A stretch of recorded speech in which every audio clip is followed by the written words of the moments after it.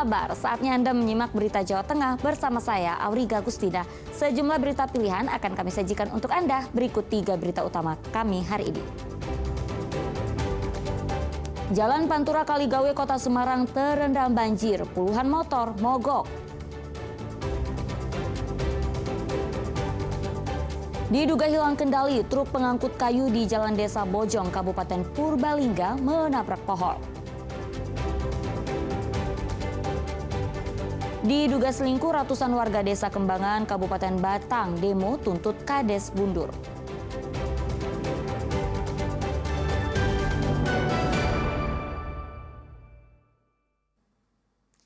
Kita ke informasi pertama. Usai diguyur hujan, Jalan Pantura Kaligawe, Kota Semarang terendam banjir.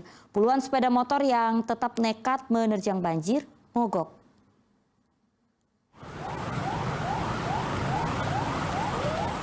Kendaraan yang melintas di Jalan Kaligawe, Kota Semarang, Rabu pagi harus mengantri dan perlahan saat menerjang banjir yang melanda jalan tersebut.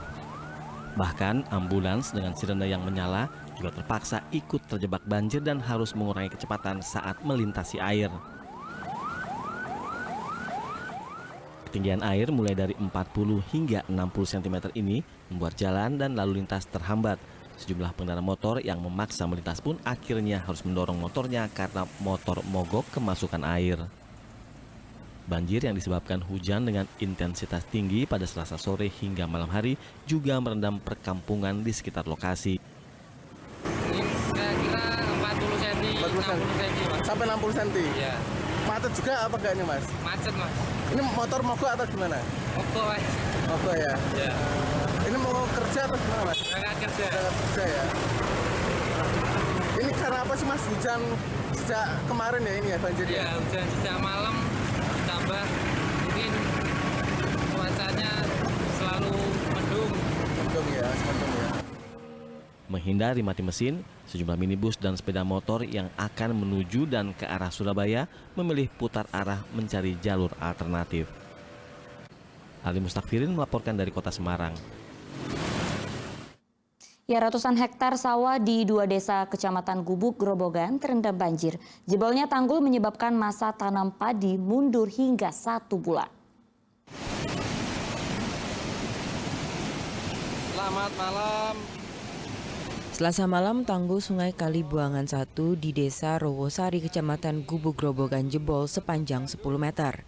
Tanggul itu tak mampu menahan aliran air yang deras setelah Grobogan dilanda hujan sejak sore hingga malam hari. Dampaknya, 100 hektar lebih lahan sawah di 2 desa yakni Desa Rowosari dan Desa Gubuk terendam banjir setinggi 1 meter. Benih yang baru saja disemai rusak karena bencana itu. Kurang lebih rata-rata 1 meter semua. 1 meter. Terus dampaknya di sawah ini seperti apa, Pak? Sawah ini kan mau mulai musim cocok tanam. Ini sudah kesemen, sudah berumur kurang lebih antara 15 sampai 20. Tapi ini gagal semua, Pak. Ya gagal. Jadi mungkin membuat kesemean lagi. Berarti masa tanam perkiraan mundur sampai berapa minggu, Pak? Ya, antara 14 sampai ya berarti 2 minggu sampai 4 minggu. Petani memperkirakan masa tanam padi mundur antara 2 hingga 4 minggu karena banjir ini. Wah, ya kerugiannya ya sebaran, nggak bisa tanam. Padahal ini sudah sebagian sudah mulai tanam, Pak.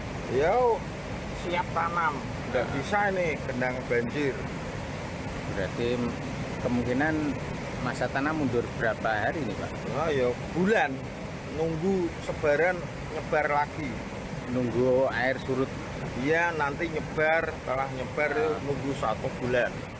Pemerintah diminta segera memperbaiki tanggul yang jebol sehingga tidak mengganggu masa tanam dan panen petani di lahan ratusan hektare ini. Tanggul ini sampai timur ada pokoknya. Arif Nur melaporkan dari Grobogan.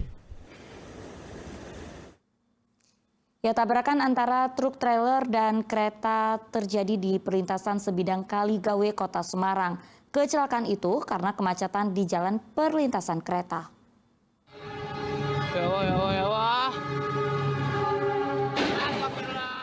Tabrakan antara kereta dan truk trailer ini terjadi di perlintasan sebidang Kaligawe, Kota Semarang. Peristiwa Selasa sore itu berawal saat truk trailer tanpa muatan berhenti di tengah jalur kereta yang macet. Di waktu bersamaan, kereta api Harina relasi Bandung-Surabaya Pasar Turi akan melintas. Tabrakan tak bisa dihindari, truk pun terseret beberapa meter. Manajer Humas KAI Daob 4 Semarang mengatakan tidak ada korban jiwa dalam peristiwa itu, tetapi lokomotif dan pembangkit KA Harina serta truk mengalami kerusakan. Terjadi kecelakaan kereta api Harina relasi Bandung Semarang Tawang Surabaya tertempar oleh truk. Akibat kejadian tersebut, lokomotif dan kereta pembangkit dari KA Harina mengalami kerusakan dan harus diganti. Pada pukul 18.10 rangkaian sudah ditarik ke stasiun Semarang Tawang untuk dilakukan penggantian lokomotif dan kereta api atau kereta pembangkit. Kami dari KAI Daob 4 Semarang menyampaikan permohonan maaf kepada pengguna jasa atau penumpang kereta api Harina. Akibat kejadian ini, kereta api Harina mengalami keterlambatan yang cukup tinggi.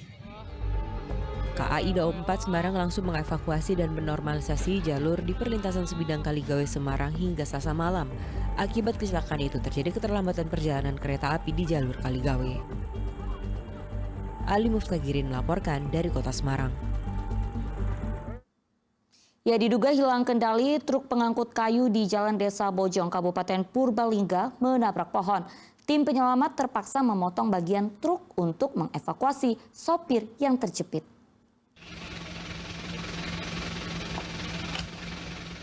Bagian kabin depan truk terpaksa harus dipotong-potong tim penyelamat gabungan saat mengevakuasi Rifanda Yuda, sopir truk pengangkut kayu yang terjepit di balik kemudi.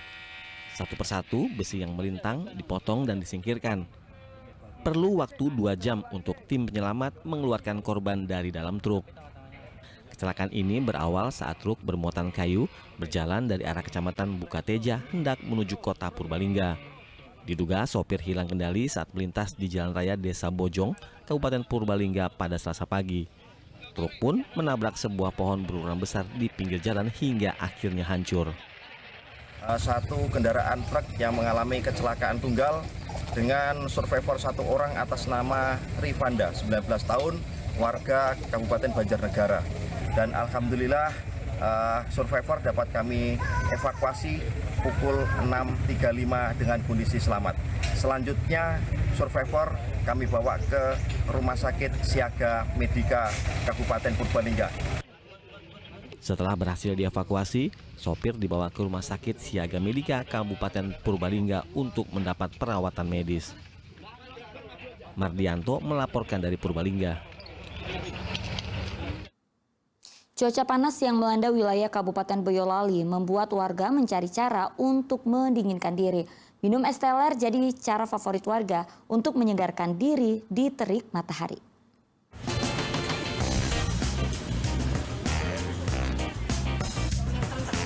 Hari-hari belakangan ini matahari seakan tak memberi sinar diskon. Panasnya menyengat, tak hanya kulit seperti terbakar, tapi hingga menusuk ke kepala. Suasana panas ini membuat warga cari alternatif untuk mendinginkan tubuh. Salah satunya minum es teler. Di kawasan alun-alun Pengging, Kabupaten Boyolali, kedai kecil penjual es teler antre dipenuhi pembeli. Es teler yang ditambah cincau hitam, agar-agar, parutan melon, dan kelapa olahan menjadi teman paling ampuh untuk melawan panas. Di saat panas seperti ini, penjualan es teler meningkat drastis. Dalam sehari, pemilik kedai bisa menjual hingga 300 porsi. Kalau hari biasa kita biasanya jualan 4 jam ya Kak, itu antara 150 sampai 200 cup. Untuk weekend atau tanggal merah kita bisa 250 sampai 300 cup Kak, itu untuk 4 jam jualan. Dengan harga mulai dari Rp13.000 per gelas, es teler bermacam topping ini sudah bisa meredakan terik panas matahari. Yulianto melaporkan dari Boyolali.